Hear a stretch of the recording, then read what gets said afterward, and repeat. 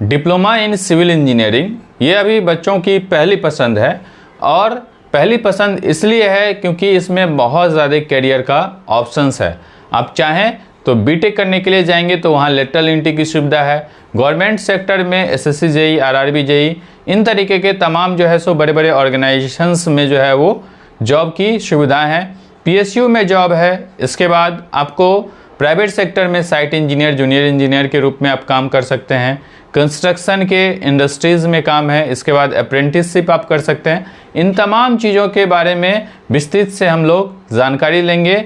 नमस्कार, मेरा नाम आशुतोष कुमार गोस्वामी है और हमारे इस चैनल टेक एस्पिरेंट्स पे आपका स्वागत है। तो आइए स्टार्ट करते हैं हम लोग शुरू से समझना कि डिप्लोमा इन सिविल इंजीनियरिंग जो कि 3 ईयर डिप्लोमा प्रोग्राम है, इसको करने के बाद आपको कहाँ कहाँ जॉब अपॉर्चुनिटी या फिर कैरियर में आप किस तरीके से आगे जा सकते हैं।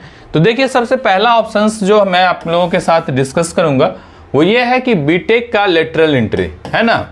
बीटेक का लेटरल एंट्री क्या है? बीटेक का लेटरल एंट्री, इसका मतलब ये है कि आप 3 साल का जैसे 10th किए और 3 साल का डिप्लोमा किए या 12th किए 3 साल का डिप्लोमा किए, तो डिप्लोमा के बाद आगे की आप पढ़ाई करना चाहते हैं तो आप अगर इंजीनियरिंग करने के लिए जाएंगे, बीटेक करने के लिए जाएंगे, तो वहाँ आपको फर्स्ट ईयर की पढ़ाई नहीं करनी है। आपका जो नामांकन है वो सीधा 3rd सेमेस्टर में होगा। उसके लिए लेटर एंट्री का एंट्रेंस आता है, तो उस पर मैं डिस्कस करूंगा। या फिर अगर आप कोई प्राइवेट कॉलेज में करवाना चाहते हैं, नाम लिखवाना चाहते हैं, तो वहाँ तो डायरेक्ट आप नाम लिखवा लेंगे। क्लियर है बात? यानी कि आपके लिए बीटेक का जो कोर्स है वो 3 साल का होगा, न कि 4 साल का होगा। इसके अलावा दूसरा ऑप्शंस पे हम लोग आते हैं। ये था फर्स्ट जिसकी मैं चर्चा किया। अब दूसरा जो है वो ये है कि आपको जो गवर्नमेंट जॉब्स है, ठीक है ना, इस पे पहले हम लोग बात करते हैं। जो गवर्नमेंट सेक्टर है,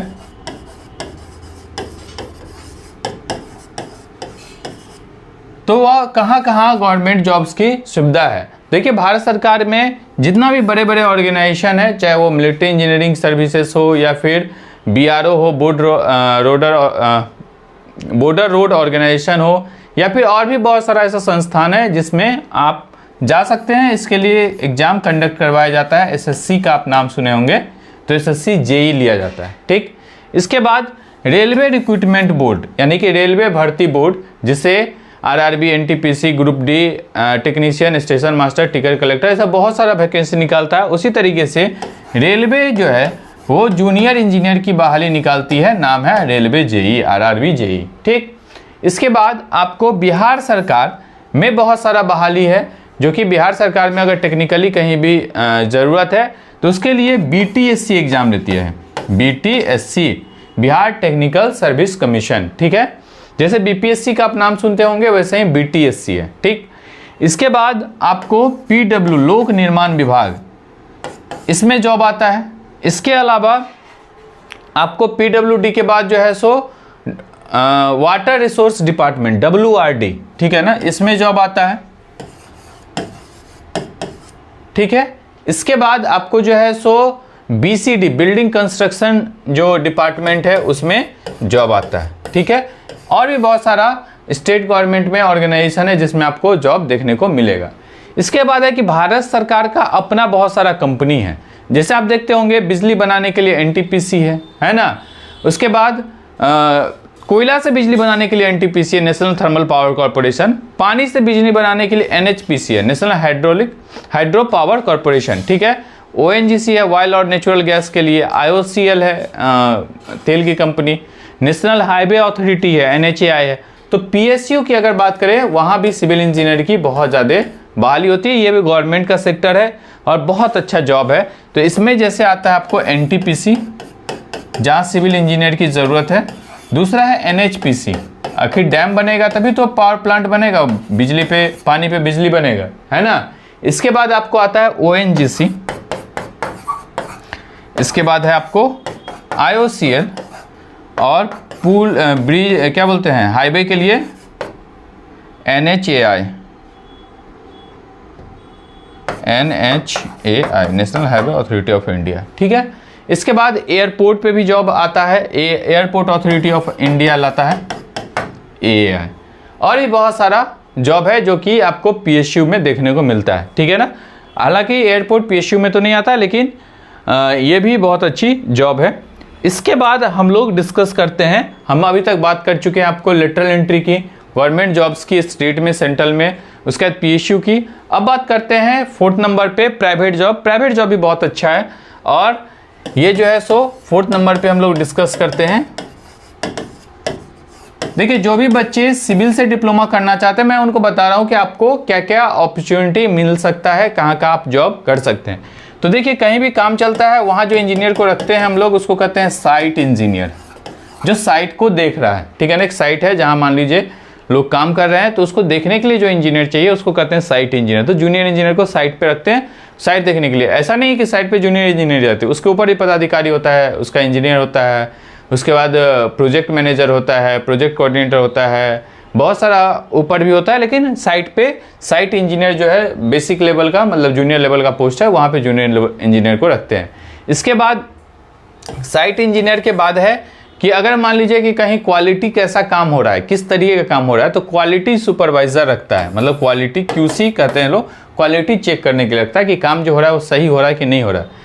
बिल कौन बनाएगा, तो मान लीजिए जैसे अब कोई ऐसा नहीं कि अकाउंटेंट बिल बनाता है, बिल जो है वो इंजीनियर बनाता है, क्योंकि उसको पता है कि कितना काम हुआ है, कैसा काम हुआ है, नहीं काम हुआ, उस हिसाब से वो बिल बनाता है, ठीक है। भले अकाउंटेंट उसकी मदद कर सकता है, लेकिन फाइनल जो कैलकुलेशंस है, फाइनल जो रेटिंग है, ये सारा कुछ है वो इंजीनियर डिसाइड करता है।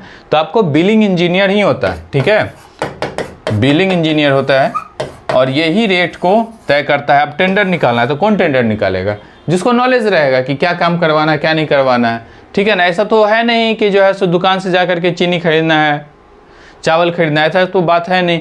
तो जो काम का नॉलेज होगा, जिसको पढ़ाई किया होगा, जो जानकारी रखेगा, वही इन चीज़ों को हैंडल करता है, ठीक। इसके बाद बिलिंग इंजीनियर के बाद जो है सो है आपको प्लानिंग इंजीनियर, जो प्लान करता है। उसके बाद कैड टेक्नीशियन, और भी बहुत सारा चीज़ है, मान लीजिए प्लानिंग, ये मैं एक आपको रफली बता रहा हूँ, प्लानिंग इंजीनियर। इसके बाद है आपको कैड टेक्नीशियन, ये सॉफ्टवेयर है, इस सॉफ्टवेयर को पढ़ता है जो कैड टेक्नीशियन। तो ये सब प्राइवेट सेक्टर में जॉब की अपॉर्चुनिटीज है। इसके बाद हम लोग डिस्कस करेंगे प्राइवेट के बाद कि कंस्ट्रक्शन का जो इंडस्ट्री है, जो निर्माण करवाती है, तो कंस्ट्रक्शन इंडस्ट्री में कहाँ कहाँ ज़रूरत है, ठीक है ना। तो सबसे पहले कंस्ट्रक्शन की अगर हम बात करें, कंस्ट्रक्शन इंडस्ट्री में सबसे पहले बिल्डिंग, बड़ा बड़ा इमारत देखते होंगे आप बनता है, तो बिल्डिंग के कंस्ट्रक्शन में जो है सो ज़रूरी है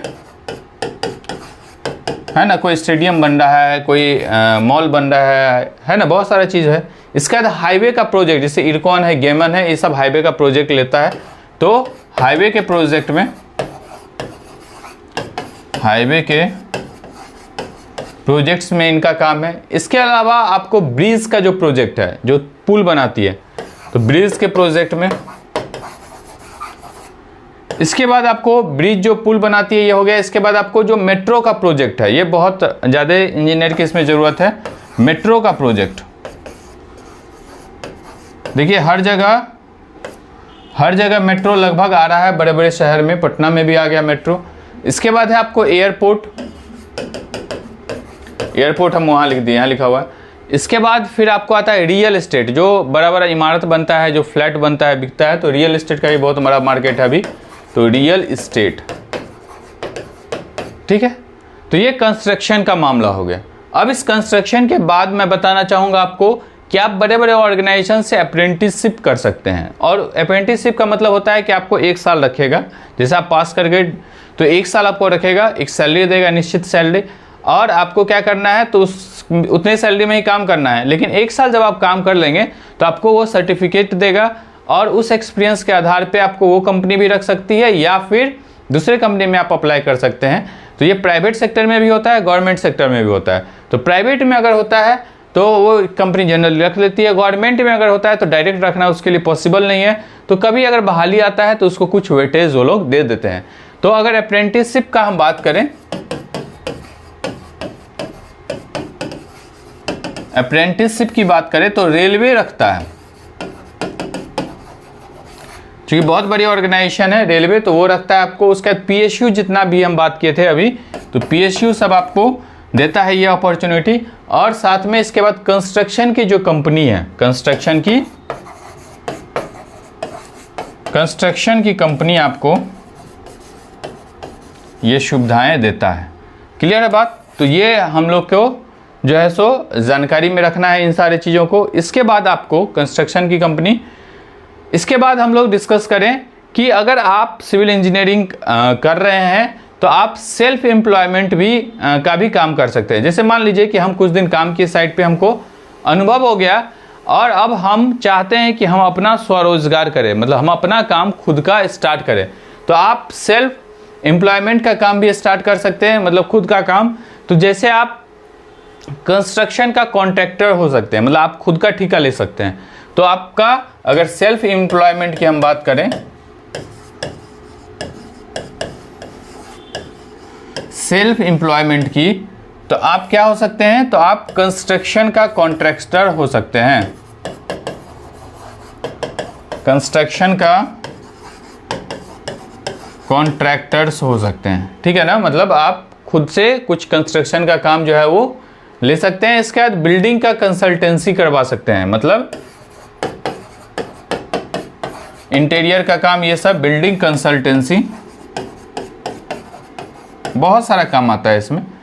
इसके बाद आपको जो है सो एस्टिमेशन और कॉस्टिंग का भी काम कर सकते हैं। जैसे कितना लागत लगेगा, कोई भी चीज़ बन रहा है तो उसमें लागत कितना लगेगा, तो लागत का आप आकलन कर सकते हैं।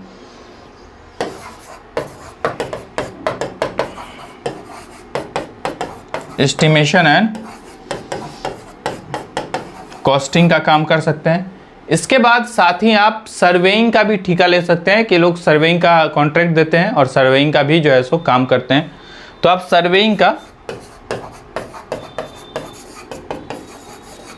सर्वेइंग का कॉन्ट्रैक्ट ले सकते हैं। तो ये, इसके अलावा भी बहुत सारा काम है। आप डिज़ाइन बना करके दे सकते हैं लोगों को, वो भी तो सेल्फ एम्प्लॉयमेंट का काम है। किसी को डिज़ाइन बनवाना है, आपके पास आया, वो बना करके आप दिए उसको। अब देखिए, इसके बाद आपको अगर कुछ आप सॉफ्टवेयर सीख लेते हैं तो काम बहुत ही आसान हो जाता है और टेक्निकल स्किल्स आपके पास आ जाता है। तो सॉफ्टवेयर का काम आप सीख सकते हैं।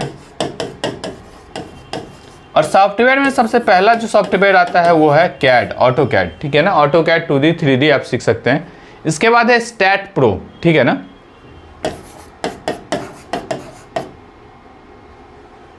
Stat pro. ठीक है, इसके बाद हम लोग सीख सकते हैं, आपको स्टैट प्रो होता है, स्टैट नहीं, स्टैट, ये डी है, स्टैट प्रो। इसके बाद रेबिट होता है, REVIT, रेबिट। तो ये सब बहुत सारा सॉफ्टवेयर है। इसके अलावा भी बहुत सारा सॉफ्टवेयर, टोटल स्टेशन का आप सर्वेइंग सीख सकते हैं, आप ETS चलाना सीख सकते हैं। ठीक है ना, इलेक्ट्रॉनिक सब जो टोटल स्टेशन है वो चलाना सीख सकते हैं। इसके बाद आपको साथ ही एब्रॉड जाने का भी अपॉर्चुनिटीज़ है। अगर आप एक्सपीरियंस्ड हो जाते हैं, कहीं भी 2 साल 3 साल काम कर लेते हैं, आपको अच्छा अनुभव हो जाता है, तो आप एब्रॉड जाएं। आप जैसे UAE, कतर, सऊदी, कनाडा,